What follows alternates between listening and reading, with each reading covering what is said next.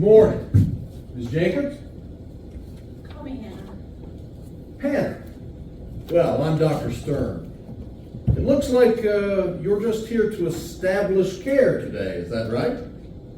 Yes. I just moved to the area for work. All right. Well, your primary care has already sent over your records. Looks like there's nothing to... Doctor? What is that? What's what? That? I've had it looked at. There's nothing. Nothing? That's what my last doctor said. You know, women just have to learn to deal with this sort of thing. Did they see it? Saw it, ran tests, the whole 9 yards. He assured me it was nothing to worry about. But it must hurt. You have to be in excruciating pain. I'm really used to it at this point. It really only happens a few weeks out of the month, and I'm dealing with it since I was 12. So these days, it's really just a nuisance. A few weeks out of the month. But that's half your life. You must be completely debilitated. I used to try to get out of school when the pain was really bad, but my mom said I couldn't skip school for a few stomach cramps. And that as a woman, I just have to learn how to deal with it. I've found a few tricks. Warm baths, painkillers. All else fails, I just curl up in the fetal position and lie completely still until the worst of it passes. But that's horrible. Did you tell your doctor that? Yes. I told him I really thought there was something wrong with me. And what did he say? He said, I was probably making the pain worse by worrying so much. If I could just take some deep breaths to help ease the anxiety, it would go away on its own. Do you have a history of anxiety? I didn't until I was in chronic pain. Then I became anxious that I was in constant pain. And then my doctor said that the anxiety created the pain, which seems confusing to me, but he's the professional.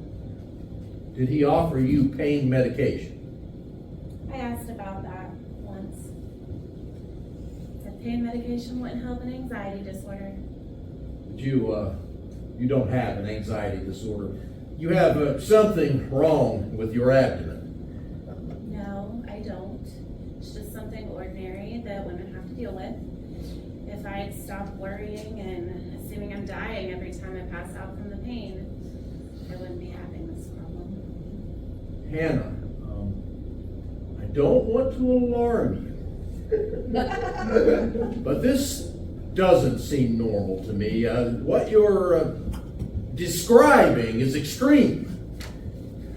I always just assumed I had a low pain tolerance. Oh, I highly doubt you have a low pain tolerance. If you've been living like this since you were 12.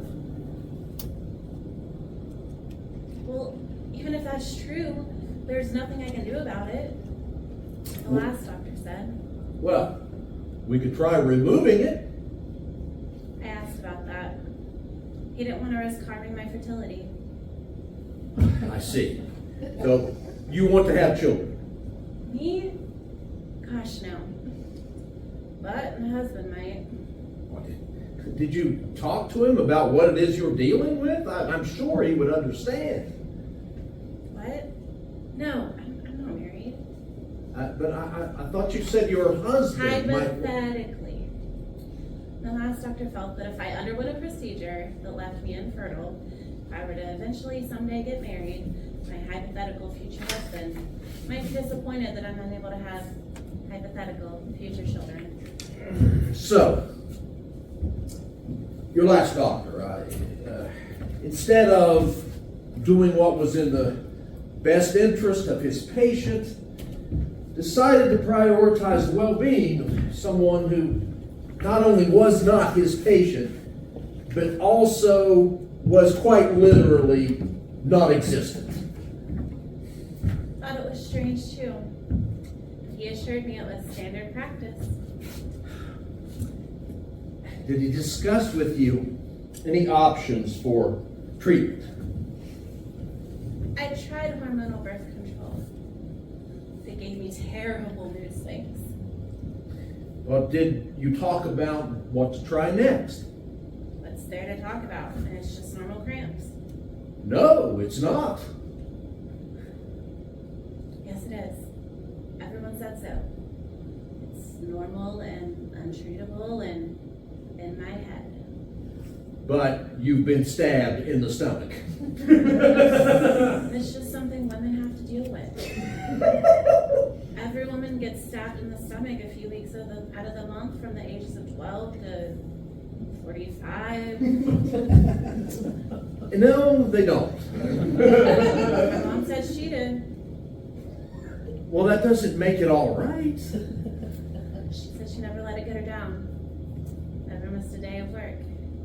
Just had to be careful not to wear light collars so she wouldn't bleed through them. Hannah, I'm telling you, this is a serious medical condition.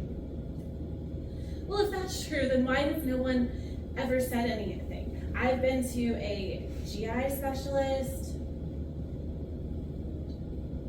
3 OBGYNs, a couple primary care doctors, and then I've been to the ER for stomach pain 6 times over the past 20 years. They've all talked to me and examined me, and you're the first person to say that there's anything wrong with me. It just doesn't make sense. I don't have an answer for that. But I'm very sorry that none of those doctors took your pain seriously. I don't understand how you could go to each of those doctors and tell them that you have a knife in your gut, and none of them decided to do anything about it. They said they couldn't see it. How were they supposed to believe anything was wrong if they couldn't see it? They were supposed to believe what you said. You told them how you were feeling. So what do we do? First of all, we remove it, and then we'll go from there. And you're sure about this? I'm sure that you are in pain, and I'm sure that I'm going to do everything I can to help you feel better. Thank you. Huh. That's weird. Well, what is? Just hearing you say that actually made it hurt a little less. I'm not surprised. Does that mean the pain really was all in my head? No, it means that when you feel hopeful, your body is able to relieve those panic signals just a little bit. It means that you believe that something might get better. But I hear this all the time. Just having somebody listen to you and take your complaints seriously can cause immediate relief. Brains are fascinating. Aren't they? Is there a name for being stabbed in the stomach a few weeks after the month? It's called endometriosis. Endometriosis. Somewhere around 10% of women have it. And on average, it takes a decade to get an accurate diagnosis. You'd think with it being so prevalent, doctors would be better at spotting it. You'd think. Also, there isn't nearly enough research out there about causes and treatments. Endometriosis has been ignored and dismissed for way too long. We should tell people. You know what? We should. Hi, eaters, havers. Do you feel like you're being stabbed in the stomach a few weeks out of the month? Do you puke or pass out from what others call normal period cramps? Is pooping or intercourse painful for you? Well, guess what? You just might be the proud home of our friend Endo. These things aren't your fault. You aren't making them up. And they're not all in your head. It turns out that chronic, debilitating pain is actually a sign of a medical condition and not a sign of you being a weakling or overly sensitive. So if this sounds like you tell your doctor. And when your doctor is dismissive of your concerns, find another one. And another one. Until you find one who listens and doesn't act like a condescending jerk. Or if you can, see a specialist. You're not alone. And you deserve to be taken seriously. And tell your friends. The more people know about it, the more likely they are to seek treatment and find relief.